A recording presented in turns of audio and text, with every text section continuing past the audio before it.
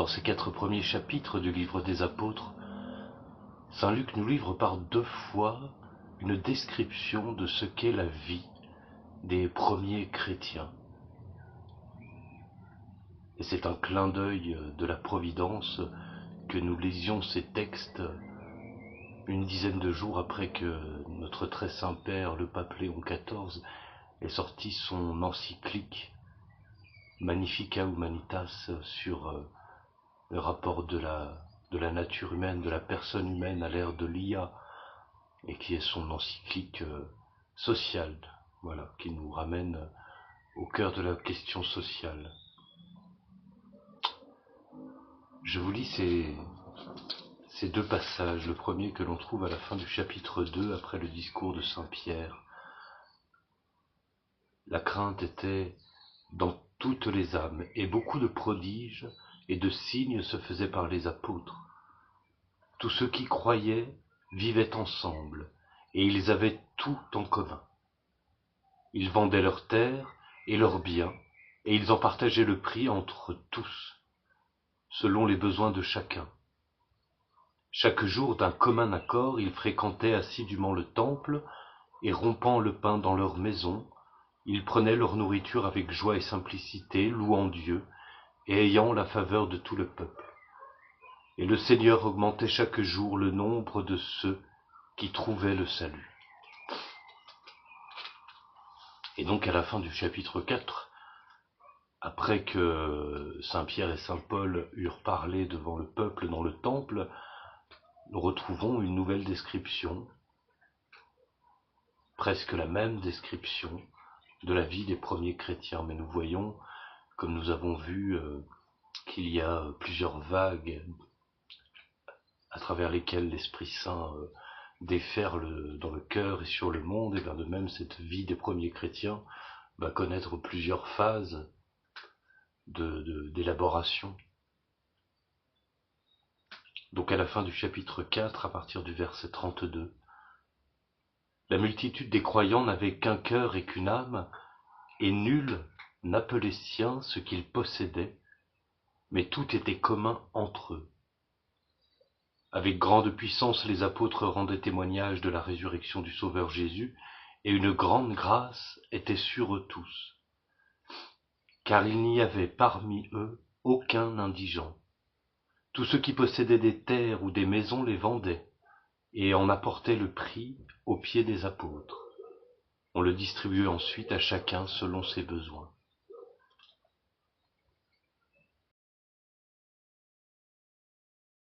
En lisant ces textes, on est saisi d'étonnement et on se prend à murmurer, nous le peuple à la nuque raide, mais alors les premiers chrétiens étaient-ils des communistes? Et nous voici effarés.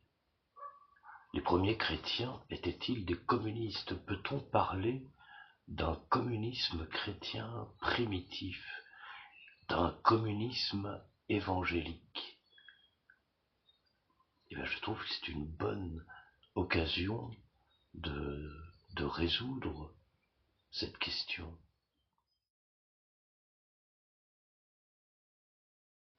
Le communisme, nous allons dire d'un point de vue opératif, la communisation des biens, la socialisation des biens, le communisme, eh bien, c'est cette mise en commun des biens.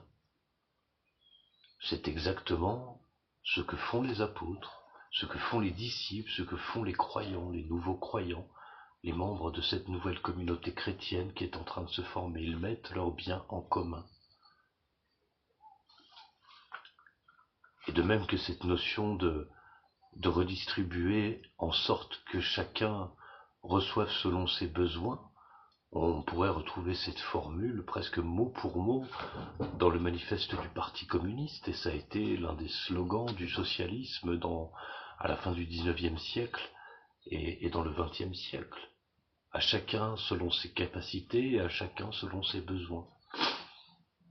Alors nous retrouvons donc certaines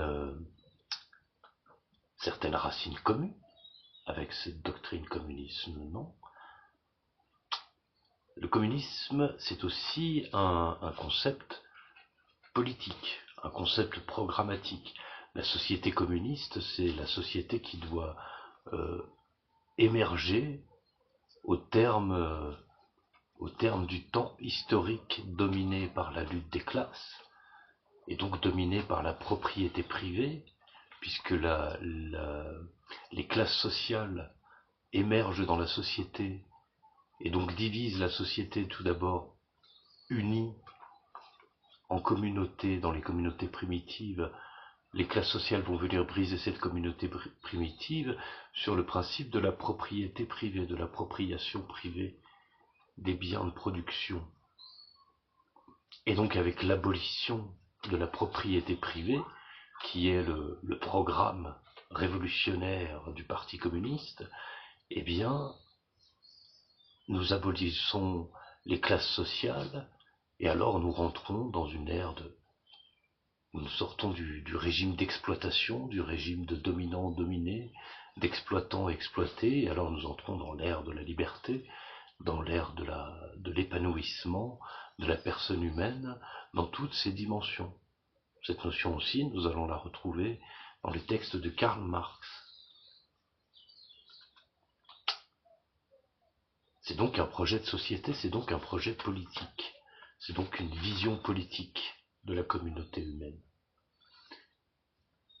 Je vais rapidement passer sur cette réalité qu'il faudrait creuser, mais ça nous demanderait énormément de temps, selon lesquels les fondements philosophiques, qui sont le matérialisme dialectique, le matérialisme historique et le matérialisme athée, ce ne sont pas trois matérialismes différents, mais trois aspects essentiels du matérialisme philosophique, et bien ces fondements étant erronés, et bien la vision et la compréhension et l'interprétation du monde et de son évolution et de l'évolution de l'histoire que nous propose le marxisme à terme est fausse, mais néanmoins nous ne pouvons reconnaître qu'il y a ces résonances entre certaines propositions marxistes ou communistes et ce que nous avons lu dans les Actes des Apôtres.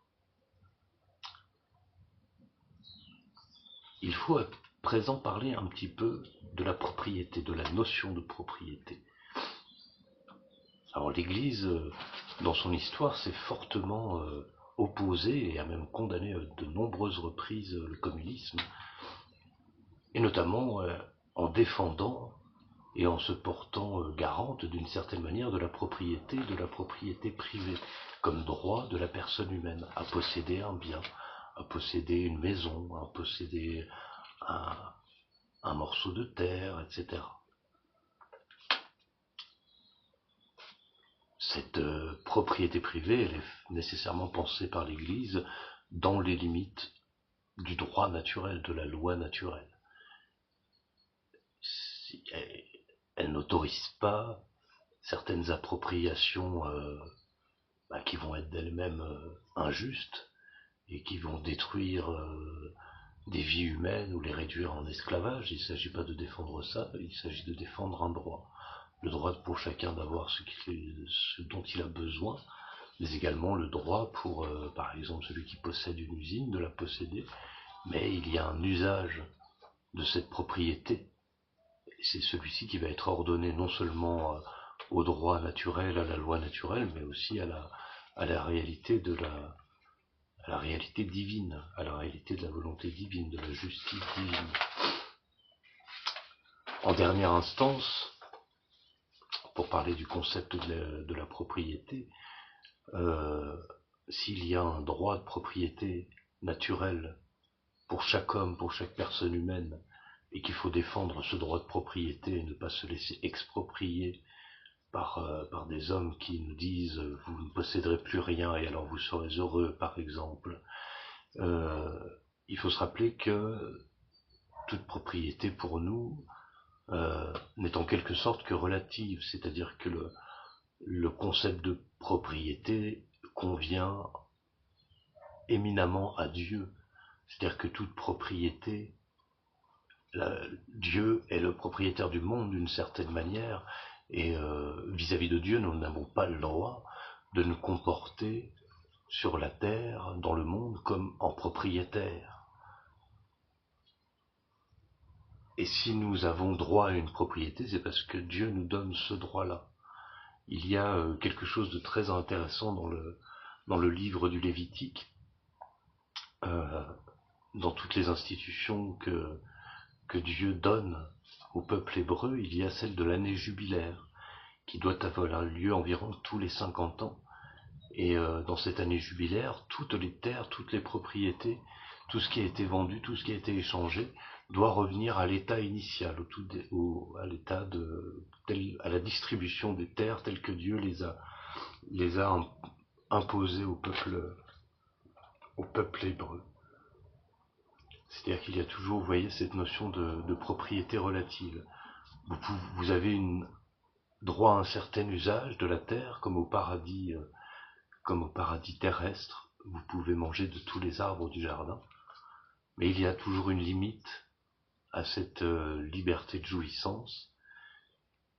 Et l'homme est toujours sans cesse appelé à respecter cette limite.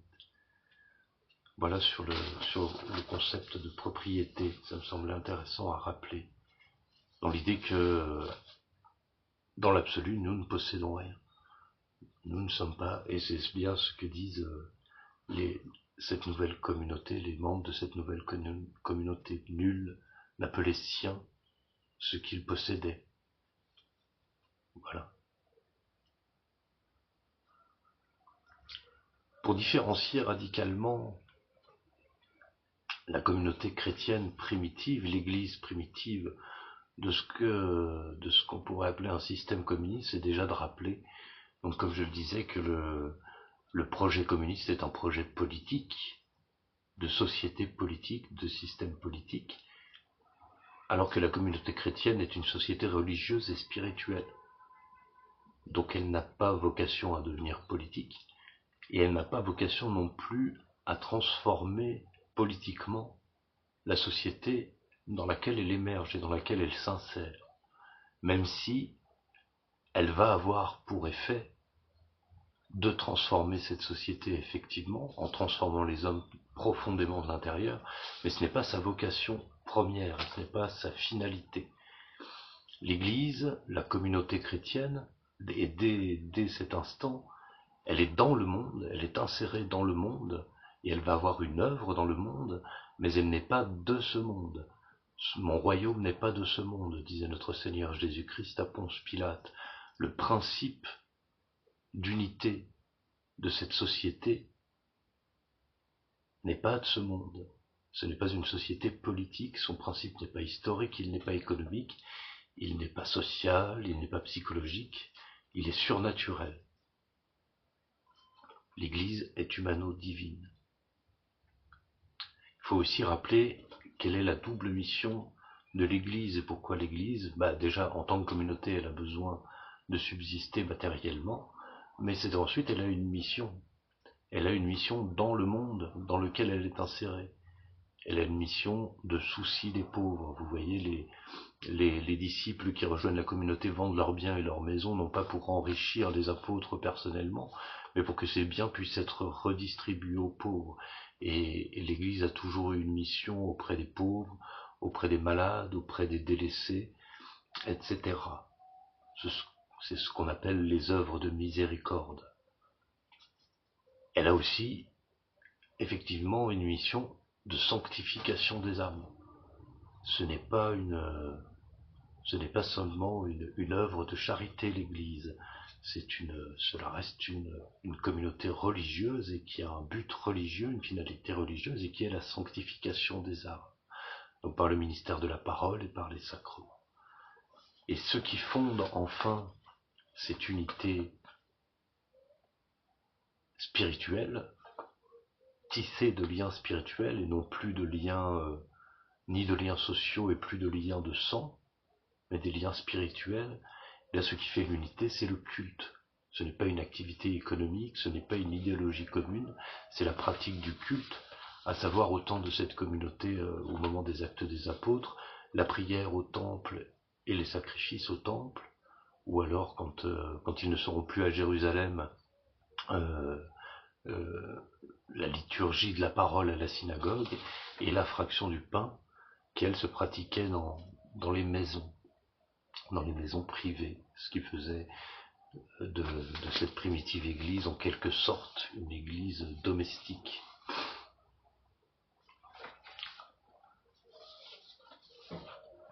Enfin, il faut dégager de tout ça un sens spirituel, un sens spirituel qui va nous éloigner, lui, assez grandement de l'idéal communiste. Tout d'abord, cette façon de vendre ses biens, de s'en séparer, de les considérer comme n'étant plus à soi, eh bien c'est une manière tout simplement de se détacher des biens de ce monde. Et c'est une illustration de cette morale du détachement, qui est une sagesse chrétienne, mais qui est aussi une sagesse naturelle. Bien bon nombre de sagesses et de traditions spirituelles dans le monde et dans l'histoire prônent et reconnaissent comme nécessaire ce détachement des biens du monde. Et c'est une injonction qui se rapporte aussi bien aux pauvres, à ceux qui ont beaucoup de biens, et en sorte qu'ils ne s'attachent pas à ces biens comme à leur personne ou comme à la personne de Jésus-Christ, mais qui s'adresse également aux pauvres, afin qu'ils ne placent pas dans le fait de posséder un jour quelques biens ou de sortir de leur pauvreté matériellement leur espérance. Donc voilà le détachement des biens de ce monde.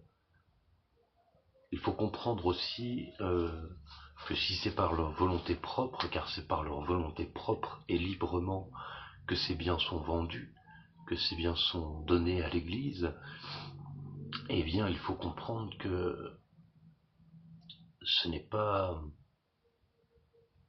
de volonté strictement humaine que cela se fait. C'est proprement un acte de charité. Il n'y a aucune obligation morale, aucune injonction de la part des apôtres à pratiquer cette vertu de détachement à un point aussi extrême, aussi radical. C'est vraiment un acte de charité pratiqué sous la motion de l'Esprit Saint, et sans laquelle motion un tel acte dans une telle radicalité ne serait pas possible. Ça me semble être, ne serait-ce que cette différence rendrait le projet communiste et l'expérience chrétienne incompatibles, car l'expérience communiste ne repose que sur la volonté révolutionnaire de l'homme, alors que là nous sommes sous la motion de l'Esprit Saint, sous la motion de la charité, c'est-à-dire de l'amour. Et enfin, il faut, au terme de cette petite méditation, en arriver à une définition de cette première communauté chrétienne qui pratique une forme de communisme, n'est-ce pas? Un communisme opératif, comme je l'ai dit tout à l'heure, mais il faut l'appeler, pour l'appeler en vérité, la communauté de ceux qui ont tout quitté pour suivre notre Seigneur Jésus-Christ. Et là, nous touchons vraiment l'essence de ce que nous dit saint Luc dans ces deux passages.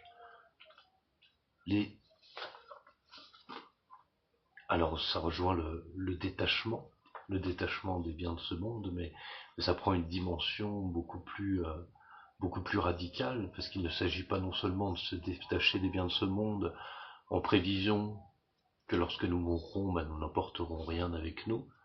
Tout le monde n'en est pas persuadé, mais c'est vraiment pour suivre Jésus-Christ.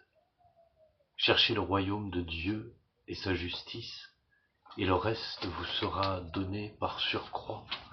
C'est exactement ça, la radicalité évangélique qui est mise en application par ces premiers croyants. Et on peut penser aussi à ce que firent et ce que furent les saints moines fondateurs des grands ordres religieux monastiques qui existent encore aujourd'hui et qui continuent à remplir leur office divin. eh bien, c'est ce même détachement, à la fois un renoncement radical à la vie du monde, une mise en commun de tous nos moyens de subsistance et de notre prière et de notre vie sacramentelle, un service des pauvres, un service des indigents. Et puis, si on pense à ces saints moines qui ont ensemencé la vieille Europe païenne par tout un travail agricole, un travail de culture, un travail d'apprivoisement de la nature, l'emblème de Saint Benoît, c'était la croix, le livre et la charrue.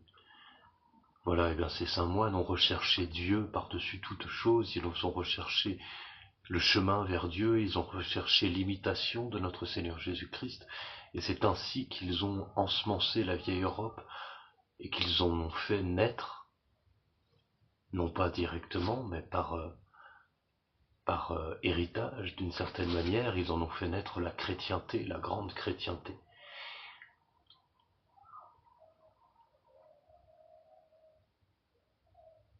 Non pas en suivant leur idée ou en essayant d'appliquer un programme de vie sociale et politique, mais en cherchant Dieu. Nous pouvons penser à deux passages de l'Évangile selon saint Luc qui résonnent particulièrement avec ce que nous avons lu dans les Actes des Apôtres. Il en est que le Seigneur appelle à tout quitter pour le suivre. Encore aujourd'hui, ces apôtres, certains disciples, ceux notamment qui étaient avec les apôtres au Cénacle le jour de la Pentecôte,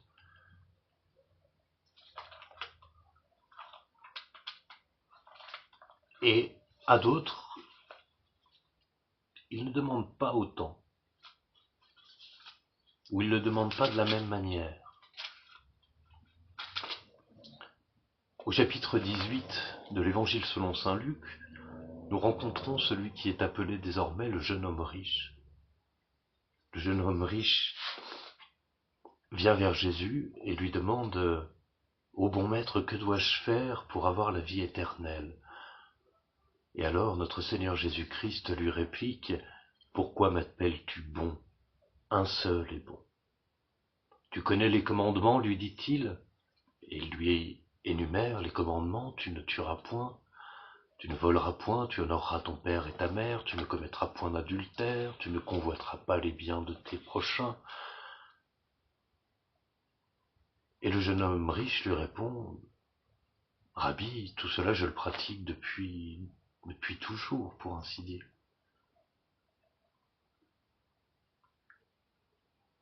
Notre Seigneur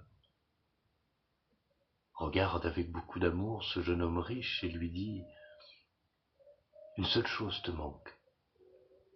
Va, vends tout ce que tu possèdes, donne-le aux pauvres, et viens, suis-moi. » Voilà un homme à qui notre Seigneur proposait de tout quitter pour le suivre. Hélas, le jeune homme riche s'en alla, fort triste car il avait de grands biens, dit-on, chez saint Luc.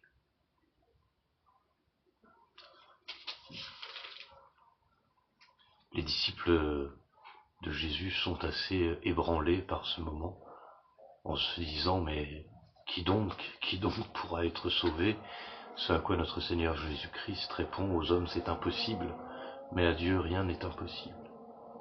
Et alors Saint Pierre interpelle notre Seigneur Jésus-Christ et lui dit, et nous, nous avons tout quitté pour te suivre.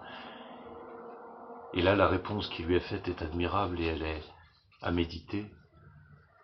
En vérité, je vous le dis, nul n'aura quitté maison, ou femme, ou frère, ou parents, ou enfants, à cause de moi, à cause du royaume de Dieu, sans qu'il ne reçoive le centuple en ce temps-ci, et dans le monde à venir la vie éternelle. Le centuple et les béatitudes. Voilà l'espérance, voilà le feu qui a animé ces premiers chrétiens. En renonçant à leurs biens, en renonçant aux biens de la terre, en renonçant à tous les biens terrestres pour ne s'attacher qu'au royaume des cieux, ils ont reçu beaucoup plus que ce qu'ils auraient conservé s'ils s'étaient rétractés d'une certaine manière. Le deuxième passage de l'évangile selon saint Luc est un peu plus loin, au chapitre 19, au début du chapitre 19, et c'est l'épisode du publicain Zaché. Donc Zaché est un publicain, un pécheur public, un juif qui collabore avec l'occupant romain. Et alors que Jésus traverse la ville, suivi par une foule nombreuse, Zaché, qui est désireux de rencontrer notre Seigneur Jésus-Christ, lui, emprunte les chemins sur le côté de la route. Il court, il sautille tout le long de la route en appelant Jésus, fils de David.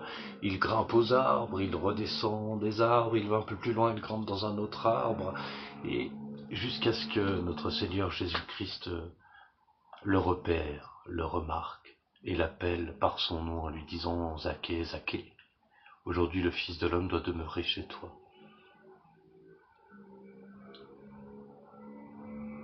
Enflammé de l'amour de Dieu, Zaché propose de vendre la moitié de ses biens, de les donner aux pauvres et surtout de réparer tous les préjudices qu'il a commis à sa place de percepteur d'impôts. En tout cas, c'était le chef des publicains, nous dit-on. Voilà. À lui, Jésus ne lui a pas demandé de tout quitter pour le suivre, mais de lui-même, par ce même élan d'amour, eh bien, il s'est déchargé d'une partie de ses biens, c'est-à-dire son détachement des biens de la terre. Son acte de charité, son œuvre de miséricorde s'accomplit de par ce geste qu'il fait volontairement, sans qu'on lui demande rien. Et ce qu'il conservera, eh bien, ma foi, je ne doute pas que Zaché fasse partie ensuite de la foule nombreuse, de la troupe nombreuse de cette nouvelle communauté chrétienne, et qu'il ait mis ses biens restants à la disposition de l'Église, à la disposition des pauvres. Quant au jeune homme riche, ma foi, nous ne savons pas s'il est resté dans sa tristesse et qu'il a manqué le royaume de Dieu, ou si plus tard, lui aussi est revenu. L'histoire ne nous le dit pas. Nous pouvons avoir grande espérance en contemplant l'image de saint François d'Assise, lui qui était promis à une vie de richesse, de débauche, d'amusement, et qui aura tout quitté pour suivre Jésus-Christ, et qui aura reçu le centuple en cette vie.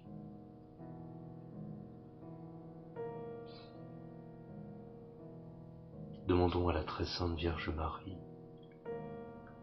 cette grâce de voir nos cœurs enflammés du feu de l'Esprit Saint, du zèle de la charité,